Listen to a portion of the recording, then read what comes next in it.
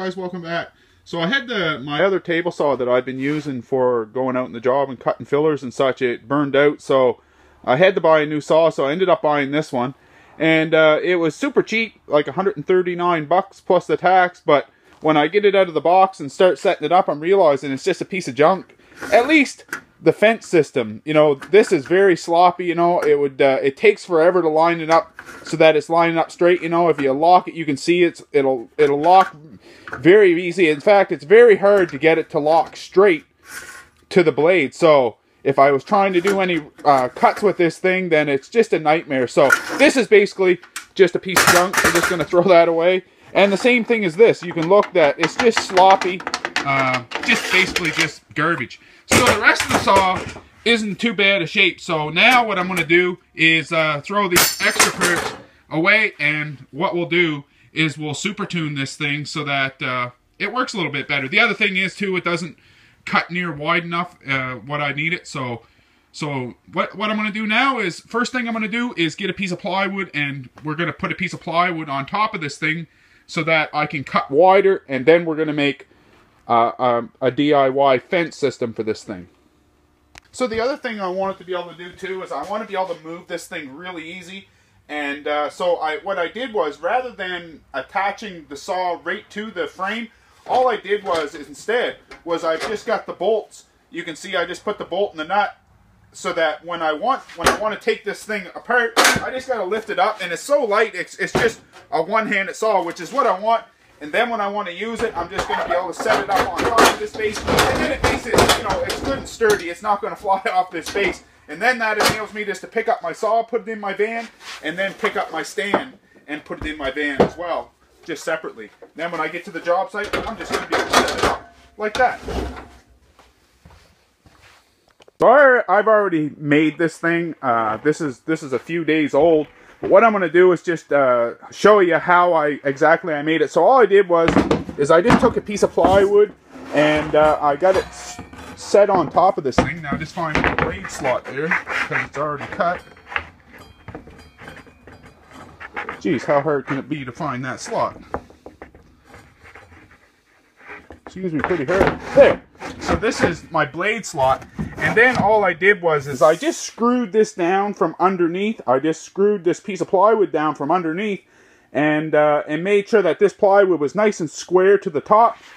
And then you can see I just beefed it up a little bit with a couple pieces of plywood, just a little piece here, and then a couple of pieces, and then this all I made it so that it all came out the same thickness. So there's 3 pieces of 5/8, and then this piece would be the same thickness as all 3 of them together. And then the back side, the same thing, just a piece of 1-inch plywood screwed to the edge like that. And then it made for a nice rigid top. Once I had it all set up, then I just raised my blade up through this thing, and then it made for a 0 tolerance fence. And I know some of you are thinking, how am I going to change my blade now? Well, it's just as simple as flipping this saw upside down, and I can change the blade from inside. It's very, very easy. So I don't have to have any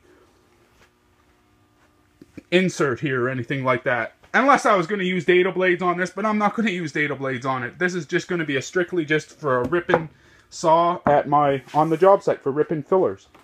So now what I'll do is I'll get that screwed down from underneath, and then I'll show you the fence system that I've made. So this thing wasn't too elaborate to make.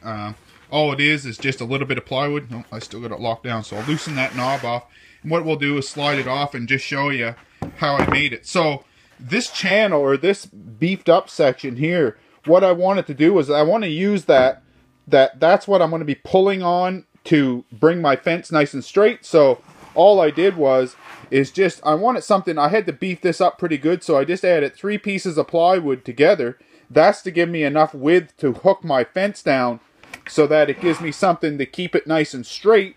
And then all I did was add a couple of other pieces of plywood to the bottom, and then this upright piece. Now the big secret to making this successful is to add lots of screws, to pre-drill it and add lots of screws to this to make it nice and rigid. You can see I've got quite a few here on the bottom.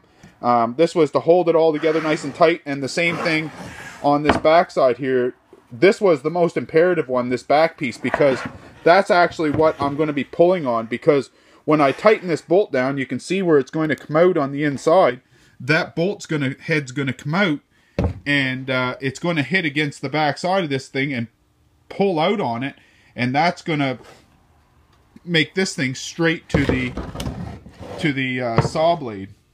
The other thing that I did too that made it a little bit better, as you can see on this back side, I've got a little channel made here as well, like this, and I made it so that when, I'm just going to slide this on now, when I slide this on, you can see that it was pretty much tight, and the reason why I did that is now when I tighten this up, you'll see that this will actually pull back a little bit, and what that does is it actually engages this back, so that pulls and pulls everything tight.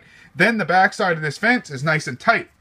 So, you know, pretty straightforward. I didn't even thread. All I did was just make a little bit undersized hole, and then I just forced this bolt into it. So now that it's been in there for a while, it's threaded real nice. I sprayed a little bit of WD-40 in on it too, and you know, it seems to be holding real good. I've been using this saw quite a little bit at my job site, and it worked great. And then all I did was just take and cut a circle out here with a hole saw, and then drilled a little bit smaller hole, pre-drilled it a little bit in, and then just beat this bolt in there, and that just gives me an easy dial here to use. So then, like I showed in the first of the video, I'm just going to be able to slide it over without doing any tinkering or fooling. Just pull this, tighten this knob down, and that's going to set it nice and square to my saw blade, and yeah, it just makes it a lot quicker. I wasn't going to fool around with that other fence at all. And all I did is to get this running straight, I just, once I had this channel made, then I laid this piece on top and then screwed it down, and then just, I had to keep measuring. I had to measure the distance on either side of the blade to make sure this was running nice and square. And once it was running square, I just screwed it down and then beefed it up with a little bit more plywood. And you could change the way that you do this too, of course.